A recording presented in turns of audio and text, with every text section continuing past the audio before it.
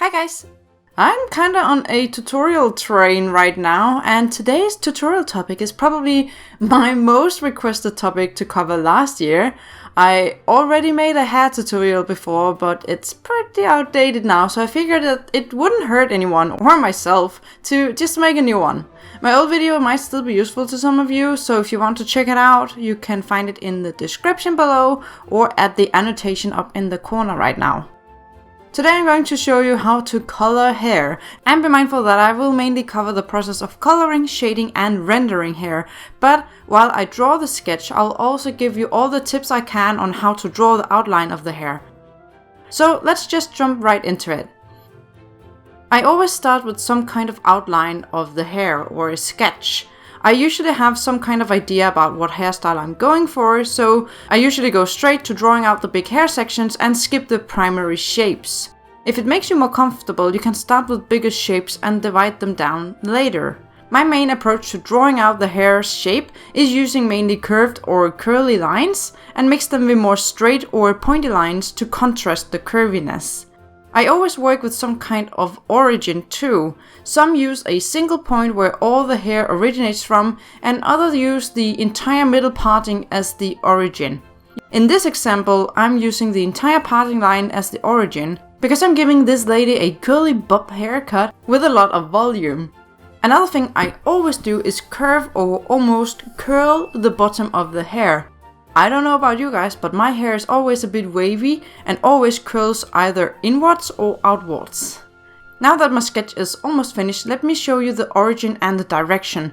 Remember that unless your name is Cloud Strife, your hair is affected by gravity and will fall downwards. This lady here has some serious volume to her roots, so her hair will be lifted up close to the parting and then start its venture down towards the floor. It can help a lot if you try to imagine the hair in a three-dimensional space. How it will fall down in front of itself in some places and lie on top of itself as well. This area here is where the hair is appearing behind the head and will naturally fall more into shadow. Indicated by the striped line here, you can see the back of the hair and how it attaches to the hair on the other side of her neck. Remember to think three-dimensional. The two outer arrows here show you which direction and flow the hair falls in. Hair also has flow and weight and tells a lot about how the hair falls towards the floor. Here's an example of how I curved my strokes to create wavy hair. I use a mix of thick areas and thin points where I allow the lines to cross each other. It makes it appear as if the hair is twisting. When I draw curls, I have more frequent curves, but I use the same principle of varying between thick areas and thin points where the lines are crossing.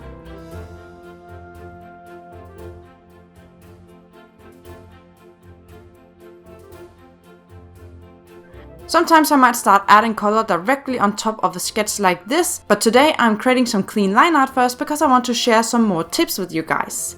I'm using one of my own very simple main brushes to draw the line art. You can download my main Photoshop brushes for free, the link is in the description. On the hairline of the forehead, I like to create simple little pointy shapes or just adding lines to indicate where the hair starts to grow out. For a hairstyle like this, I will then start extending the lines longer and longer until it finally extends down into the long hair sections.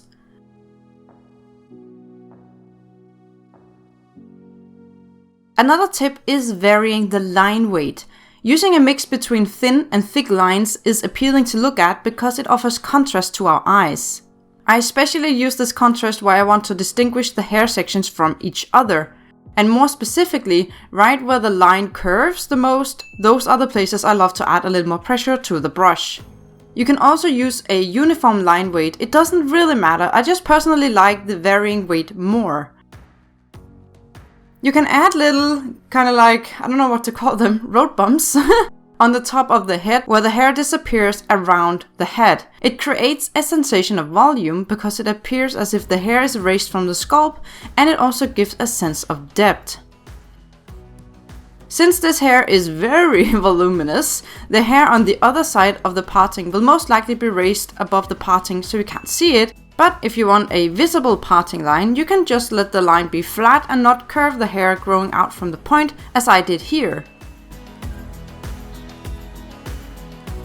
Now let's say this lady had wavy hair, but you wanted to give her a very sharp edge of the hair without drawing it as one big flat blob.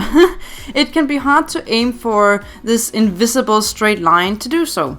Instead, you can proceed to draw it just like I did, with like curved hair ends, but then erase a straight line through the bottom of the hair and then proceed to draw in small straight lines in the opposite direction to close the gap that appeared when you erased the bottom. Then it appears very straight while maintaining the curved lines in the hair. Next tip is to add even thinner lines into the big hair sections. It will especially be very pretty if you intend to keep the line art visible and do a very simple shading. These lines can also be used to help you figure out where you paint the shadows and highlights, but we'll get to that in a bit when we start coloring.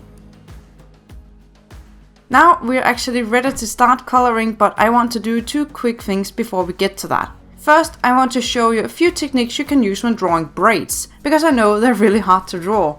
I'm going to show you 3 different techniques you can use. Number 1. Draw out the outline of the whole braided area and divide it into thirds.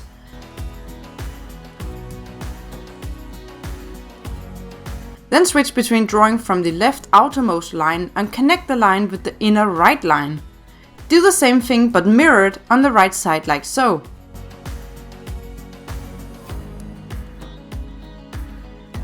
When you have the center drawn out, add curves to your shape in the direction that the hair twists.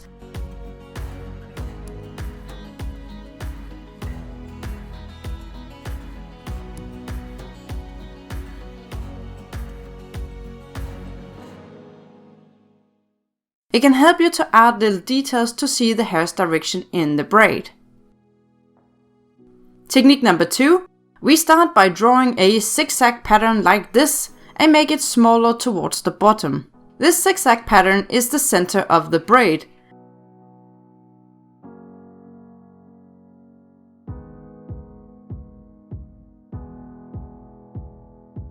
I always feel like this technique results in more undone braids, and I like to emphasize that by adding small hairs that fall out of the braid here and there. And with the last technique, you basically do the same as in the first technique, but without the help lines. You make a crossing patterns of simple lines like this and make them smaller towards the bottom. Then you draw the twisting sections in immediately. And moving on to the next thing I wanted to do before we get to the coloring, and that is to thank this video's sponsor, Skillshare.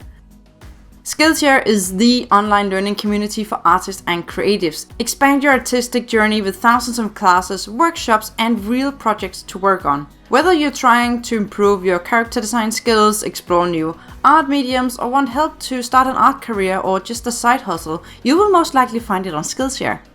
In the beginning of 2020, I used Skillshare to watch some classes on how to manage a creative workflow when you're always bursting with ideas, but also a very professional procrastinator.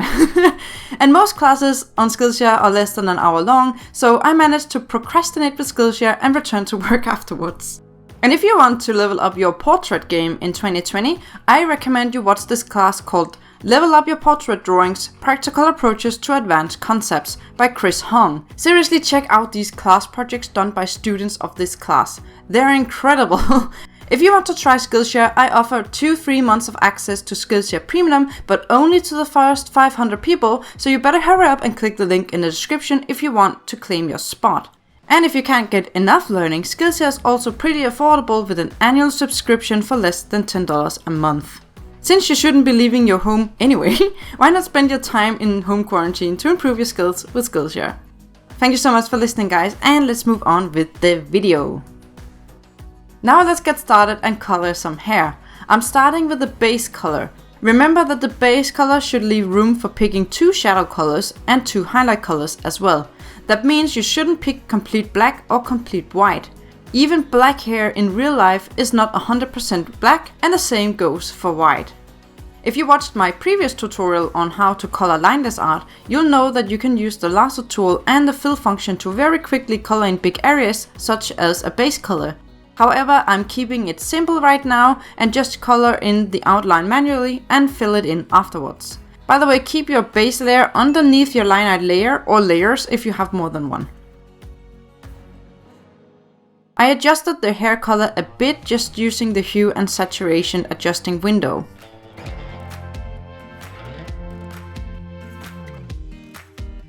My advice in terms of picking the colors for shadows and highlights is to pick a darker version of your base color and then shift the hue. To hue shift simply means to change the color. So in this case, for the shadows, I'm shifting more towards the red tones, and for the highlights, I'm doing the same but in the opposite direction towards yellow. That way you get much more variety of colors into your hair and it will seem much more lively. Create a new layer for your initial shading and make sure it is clipping to your base layer so you can't paint outside the area of the base layer. If you can't use a clipping mask, you can alpha lock your base layer instead.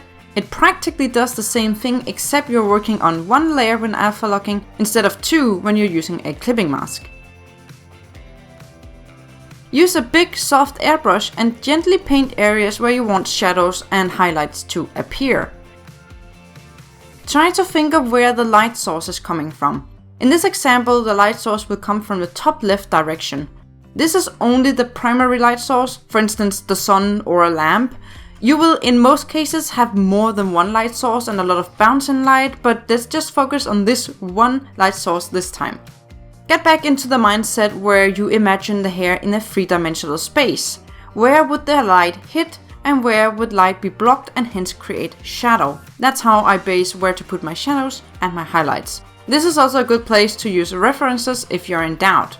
Now at this point I will add some color to the line art before proceeding with the actual shading. Create a new layer and clip it down to the line art layer. I picked a color darker than the shadow color and filled the entire layer with that color. Now if you want, you can pick some other shades of color and paint more varying line art using a big soft airbrush. I'm doing that right now to add some lighter areas where I think there's a lot of light coming in. For the detailed shading, pick a harder brush. Pick one you like, but it doesn't have to be any specific one. But if it has some transfer on it, meaning transparency controlled by pen pressure, that will look really good. Start to block out your shadows and highlights using this harder brush.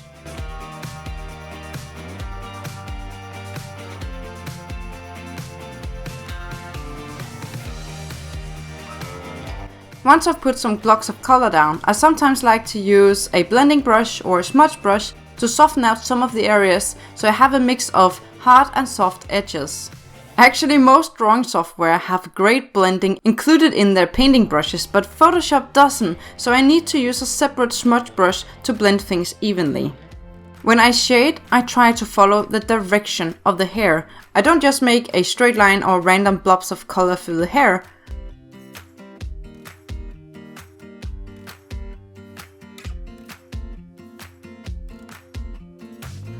I try to create small indications that the hair has texture too, by varying the length and transparency of the strokes I paint while shading. I like to add my highlights to the top of the curved lines. They appear as if they bend out more and then receive more light, so it's natural the light falls on this section because it's more exposed.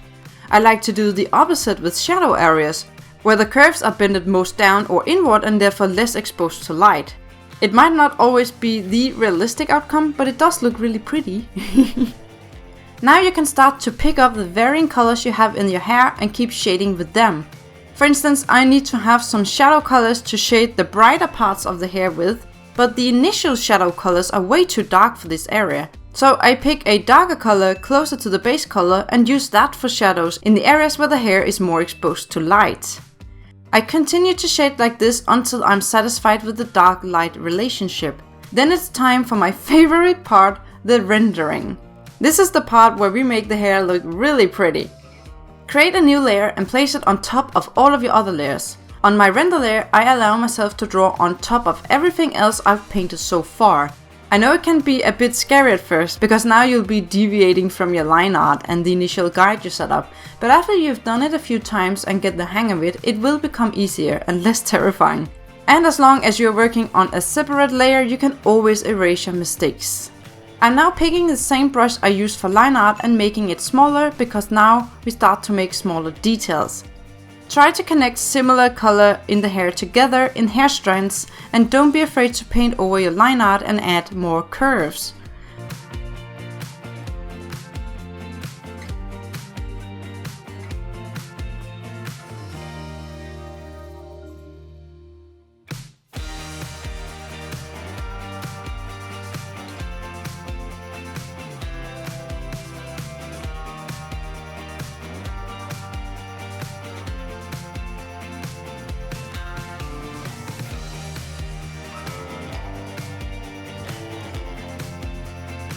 Also, do not be afraid to draw some hair outside of the main shape. It will look as if the hair is built up from small hair strands like this and gives a more realistic appearance.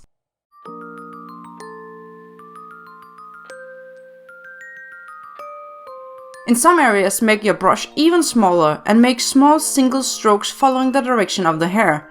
This will give your blob a more hair-like texture.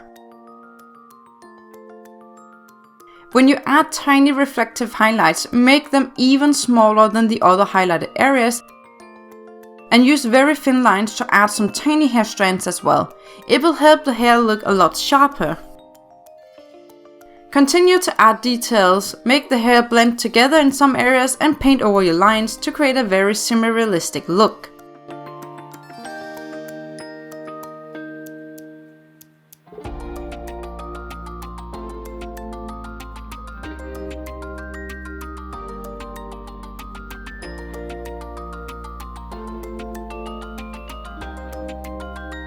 As a last touch, you can add some reflective light from the sky.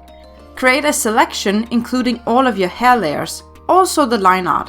Hold down Ctrl and click on the thumbnail of your base layer to select it. Then also hold down Shift and proceed to click all of the thumbnail layers with hair, but not the clipping masks. The clipping masks are already restricted to the layers below them, so there's no point in including them. Now you have a selection of all of your hair layers. Normally I would use a mask for this part, but since I didn't teach you about masks yet, I will keep it simple and just create a new layer and hide the selection. Even though selection is hidden, it is still active and I can't paint outside of it. I picked a blue color that kind of resembles the sky color and softly painted some reflective light from the sky with a soft airbrush.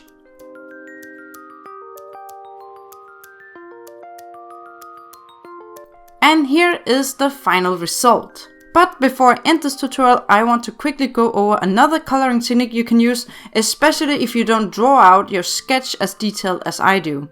And to make it more interesting, let's paint a pink ombre. First, I'm using the gradient tool to create a new base color. You can also use a big airbrush to achieve the same effect.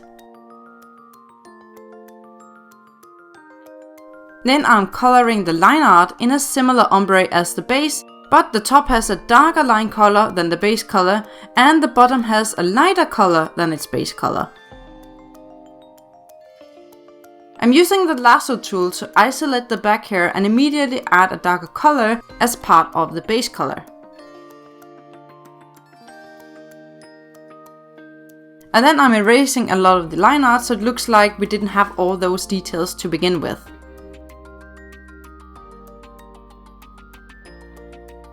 I'm painting in shadows and highlights by creating kinda like a zigzag pattern while still trying to follow the main direction of the hair. Using this technique, I have a lot of bigger areas containing the same color, so the focus is on the bigger sections rather than working with small details.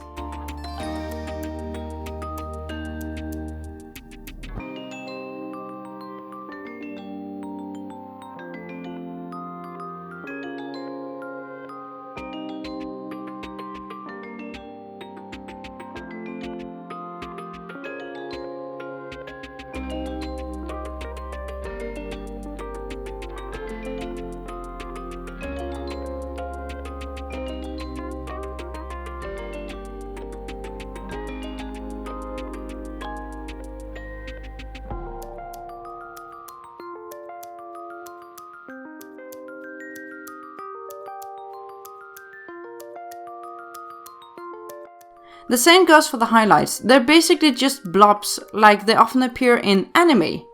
And a general tip for shading ombre hair is that you should not use the same shadow color for the entire hair. As the hair gets lighter, you must pick a lighter shadow color as well, otherwise the ombre will completely disappear in shadow. And that was a super fast example of how we can use the same base to create a much simpler and faster outcome. I feel like there's still so many things I could say about coloring hair, but I hope this will at least get you started. If you like it, please give it a like, share it with your friends and enemies, and remember to claim one of the 500 spots for the 2 free months of Skillshare Premium using the link in the description. And lastly, check out my Patreon if you want extra content and longer videos. This video will be in real time and part of term 12, released in early April 2020. It's not voiced though, but it is in real time. Okay guys, thank you so much for watching, and for frick's sake, stay the F home.